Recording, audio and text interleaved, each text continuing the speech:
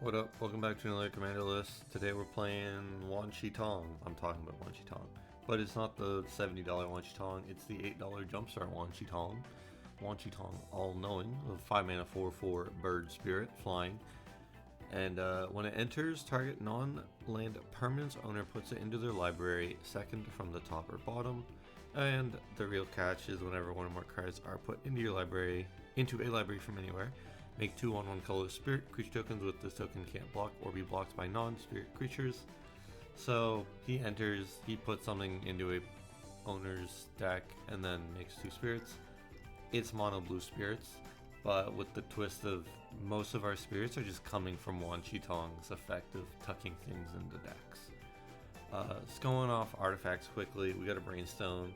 You can pay 2, tap it to Brainstorm. It's a 3 mana Brainstorm. Is it good? No. But it gives us 2 spirits, and I don't actually hate this effect. So, Library of Lang, if an effect causes you to discard a card, discard it, but you may put it on top of your library instead of into your graveyard.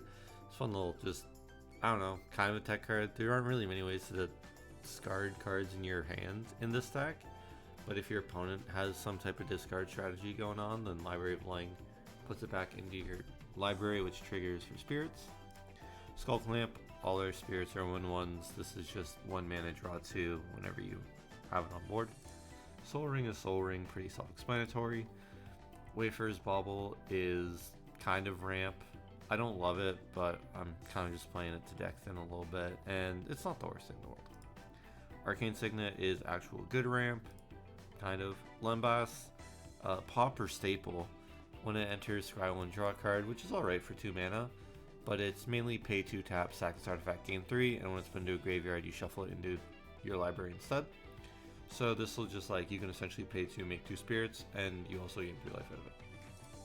Sapphire Medallion, it's a Sapphire Medallion, right? Blue spells cost 1 less, we're in mono blue, that's pretty good. Scroll Rack, very strong card, kind of expensive card. 2 mana, and then for when you can tap it, exile any number of cards from your hand face down, put that many cards from the top of your library into your hand, then look at the exiled cards and put them on top of your library in any order. This essentially can let us just like almost Brainstorm, but it's not draw 3, put 2 on top. It'd be just like draw 3, put 3 on top, or however many we want.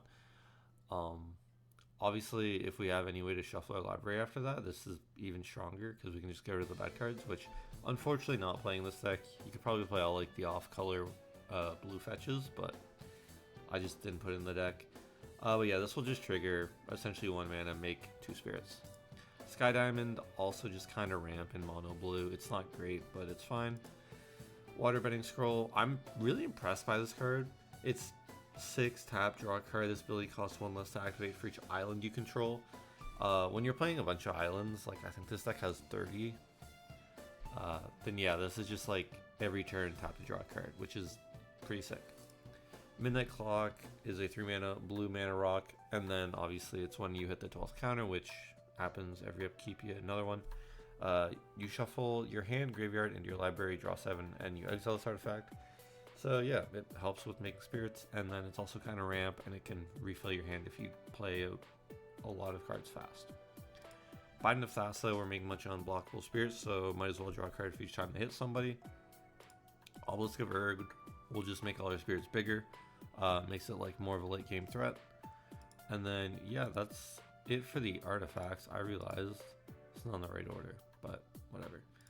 On the creatures, we got Baboon Spirit. Whenever a non-token spirit you control enters, make a 1/1 colorless spirit creature token with this token can't be blocked by non-spirit creatures. And you can pay 4, exile another target creature you control, return the battlefield under its owner's control at the beginning of the next end step. So it's kind of like 4 mana protection for a turn from like board wipes and stuff, similar to like flickering with single target removal, but it cuts around sweepers. And then playing non-token spirits will also make you additional spirits. It's kind of on flavor of the deck, although it could probably be passed up. Cavalier of Gales, 5 mana 5/5. When it enters, draw 3, then put 2 cards from your hand on top of your library, and whenever it dies, shuffle it into its owner's library and scry 2. So it entering and dying will give you 2 different instances of the spirits, which is nice. It's just a good value card to get out your spirits.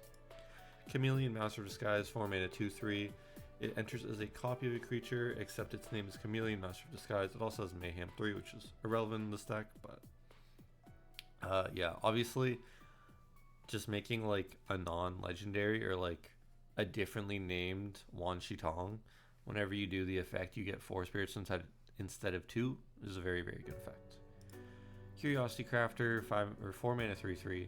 You have no max hand size. Whenever a creature you control deals combat damage to a player, draw a card. Similar to Biden of Thassa, I'm running a bunch of these effects just to draw a lot of cards. And yeah, this is one of them. Also, it's a bird, so, you know, same as Wan Shi Tong. Cool. Dazzling Sphinx, 5 mana 4/5 flying. When it deals combat damage to a player, that player exiles cards from the top of their library until they exile an instant or sorcery. You may cast it without paying its mana cost, and that player puts the exiled cards that weren't cast this way onto the bottom of their library in a random order. All this says is you get one Wan Shi Tong effect by finding the top instant or sorcery from your opponent's deck. And then you get that spell for free, which is pretty nice. I mean, it's a 5 mana 4/5, but it's flying, so it can usually get in. Dutiful Knowledge Seeker, 3 mana 2/2. Whenever one or more cards are put into your library from anywhere, put 1 counter on this creature. You can pay 3 to put target card from a graveyard on the bottom of its owner's library. Obviously, this is like kind of graveyard hate, but it also just works alongside the commander, so it's kind of an auto include in the deck. Flood Pitch Drowner, 2 mana 2/1. I believe is like a standard staple right now in Dimir control decks. Flash, Vigilance. When it enters, tap target creature an opponent controls and put a stun counter on it. And then you can pay to tap, shuffle Flood Pitch Drowner and target creature with a stun counter on it into their owner's libraries. So it's kind of removal for 4 mana in blue. You do this on somebody's, I don't know, like upkeep step, and then if it lives to your turn, you get rid of this card and the card that you stunned with it. And that will obviously give you, I believe, only 1 trigger of Wan Shi Tong because it's 1 instance, but don't judge check me on that because I'm not sure. Gomazoa is a 3 mana 0/3 defender flying. You can tap it to put it and each creature it's blocking on top of their owner's libraries. Then those players shuffle their libraries. So yeah, this card is like surprisingly not that bad. I thought this card would be a bit of a meme. It's surprisingly not. Somebody hits you with a big thing, you declare block, then you tap it. They both go away. You get a Wan Shi Tong trigger out of it. Pretty good. Horned Lock Whale, 6 mana 6/6.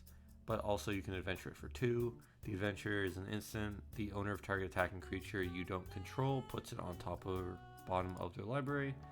And then, so it kind of just triggers Wan Shi Tong for 2 and doesn't make you get hit. And then later it will just be a 6 mana 6/6 with ward 2. And it enters tapped, but it has flash. So you just play this on like an opponent's end step before your turn. But yeah, 2 mana just to bounce something into an opponent's deck that's attacking. It's a good like anti-aggro card kind of. Hydroelectric Specimen. This is just a way to deflect or like change a target spell of an instant or sorcery to this card instead. Also, it's kind of just an MDFC. I just put this in like every deck that runs blue at this point because it's so versatile. Patrician's Geist, 3 mana 2/2. Flying, other spirits get +1/+1. Spells from your graveyard cost 1 less is irrelevant. We're not doing any graveyard casting in the deck. It's just a way to pump up all our spirits. Spark Double, similar to Chameleon, it's just going to enter as a copy of Wan Shi Tong. It'll be non-legendary or avoid the legend rule in some way to double trigger our Wan Shi Tong stuff. Spectral Arcanist, 4 mana 3/2 flying. When it enters, you may cast an instant sorcery with mana value less than or equal to the number of spirits you control from a graveyard without paying its mana cost. If that spell would be put into a graveyard, exile instead. It's a cool way to just like, I don't know, play a cool instant or sorcery from somebody's graveyard. Because you have like 8 or 9 spirits on board randomly. Subtlety, 4 mana 3/3. Flash flying. When it enters, choose up to 1 target creature spell or planeswalker spell. Its owner puts it onto the top or bottom of their library, and you can evoke it by exiling a blue card. It's in the elemental evoke line with like Fury and Grief and all those ones. So yeah, it's a way to like kind of counterspell by putting in a, unfortunately it's only creature or planeswalker, but it's into their deck instead of like in the hand, which is nice. Supreme Phantom, 2 mana 1/3 flying. Other spirits get +1/+1. Just another lord for the deck. Vendrillion Clique, 3 mana 3/1 flash flying. When it enters, look at target player's hand. You may choose a non-land card from it. If you do, that player reveals the chosen card, puts it on the bottom of their library, then draws a card. A little bit of a hate piece, but it also will just trigger our Wan Shi Tong, which is pretty useful. On to the enchantments. Kindred Discovery. It's an auto-include in every Kindred deck that plays blue. Enters, you choose a creature type, spirits, and then whenever a creature you control of the chosen type enters the battlefield or attacks, draw a card. So all our spirits will be drawing cards when they enter, and each one when they attack. Moonlit Meditation, 3 mana, enchant artifact or creature you control. The first time you would create one or more tokens each turn, you may instead create that many tokens that are copies of enchanted permanent.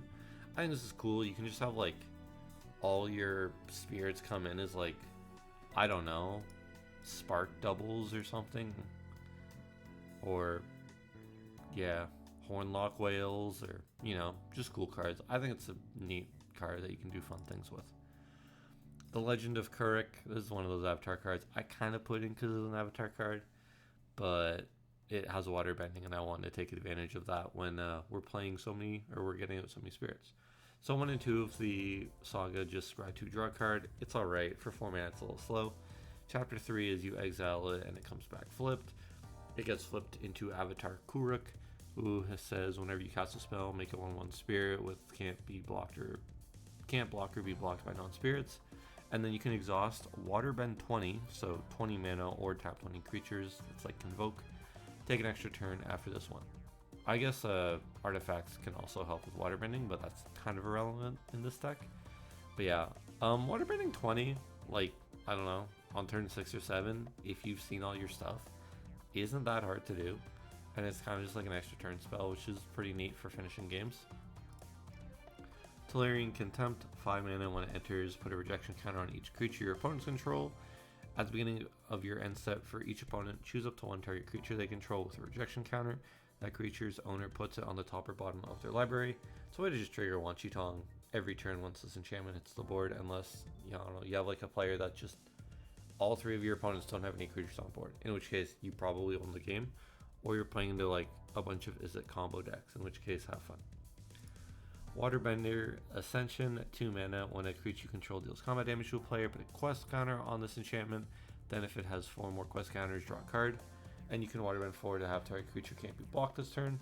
Getting 4 quest counters on this is very easily, then it just becomes a Biden of Thassa or any of those similar effects, dealing damage, draw 2 card. Watery Grasp, this is a kind of removal piece. 1 mana enchant creature doesn't untap during its control's untap step. And you can waterbend 5 to have enchanted creature's owner shuffles it into their library. So kind of like a Chaos Warp, but they're not flipping anything from the top. And waterbend 5 instead of like the extra 2 mana for a Chaos Warp. Also sorcery speed instead of instant. Arcane Denial onto the instance. We're running a bunch of instants because we're in mono blue. Surprise, surprise, one of them are counter spells. Yep, counter spells really good. What a surprise. Brainstorm, draw 3, put 2 back on top of your library. Triggers Wan Shi Tong. It's just a good card in general. Brain Surge, it's Brainstorm, but you draw 4 instead. Commit Memory. For 4 mana, you can put a spell or non-land permanent into its owner's library second from the top. So it's kind of a counter spell that gets around this spell can't be countered. And then you can Memory Aftermath it from your graveyard. For each player shuffles their hand and graveyard into their library, draw 7 cards. Not as good. It's mainly a deck for commit, not memory. Counterspell is counterspell.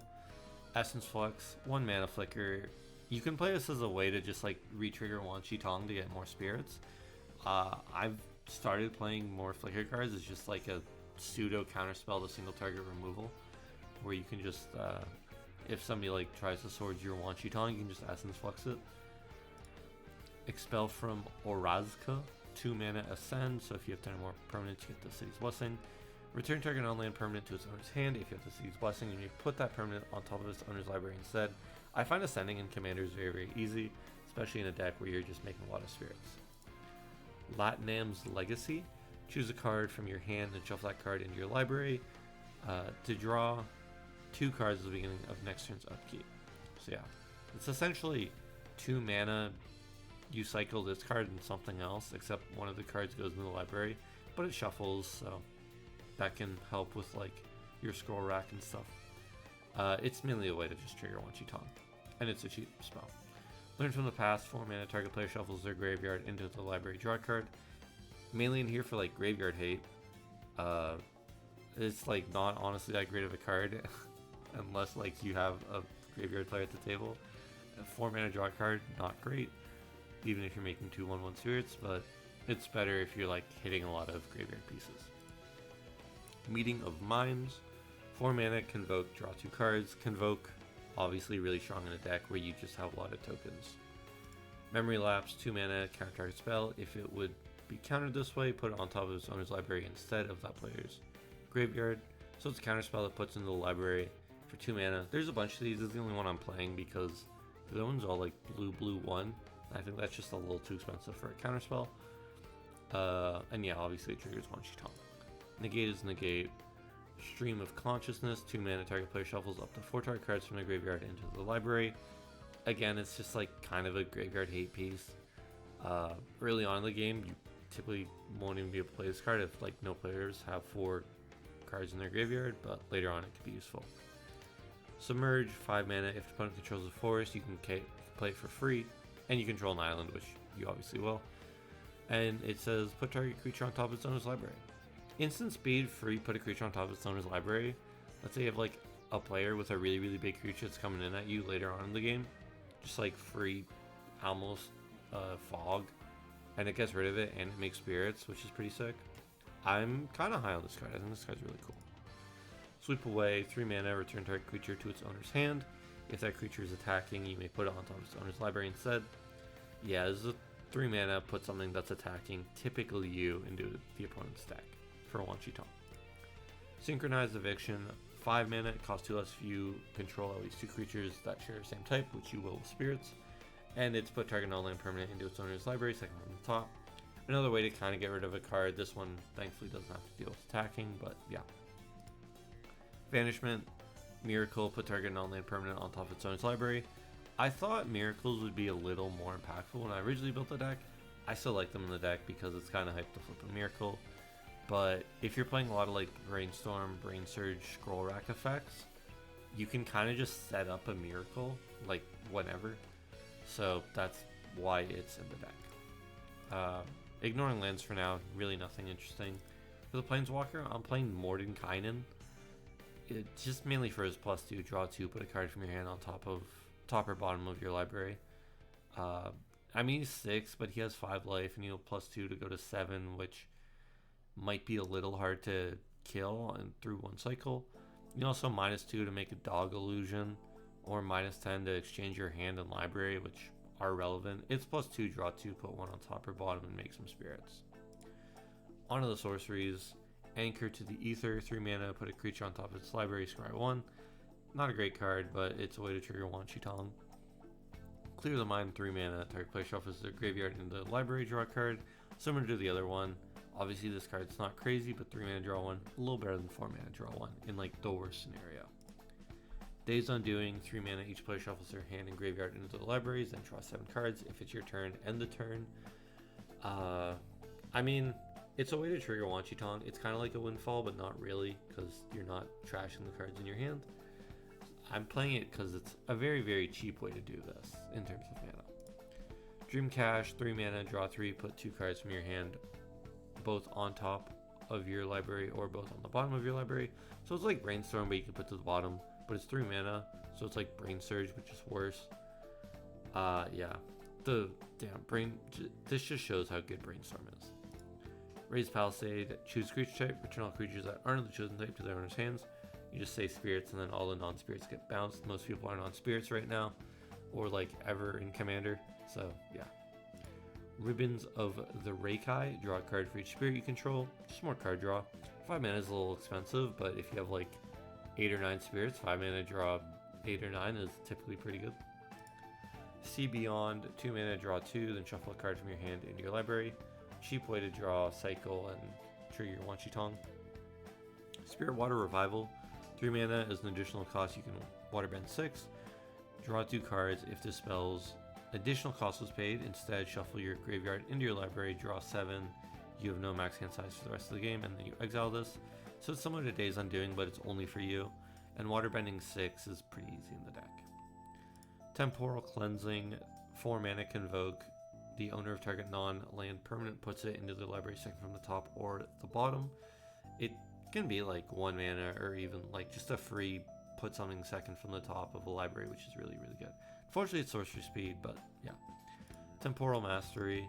It's the last card. Again, it's one of those miracles that I tried to put in the deck to see if it would work. It works, but not as much as I wanted it to work. But yeah, I mean, 2 mana, take an extra turn, pretty good.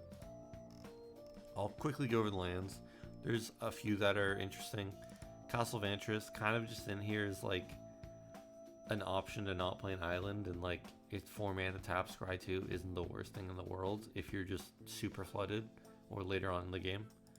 We're playing a lot of islands, 30, because yeah, this isn't like a crazy land base. I think you could play all the off-color fetches for your brainstorm type effects to be a little better, but yeah, that seems a little too crazy.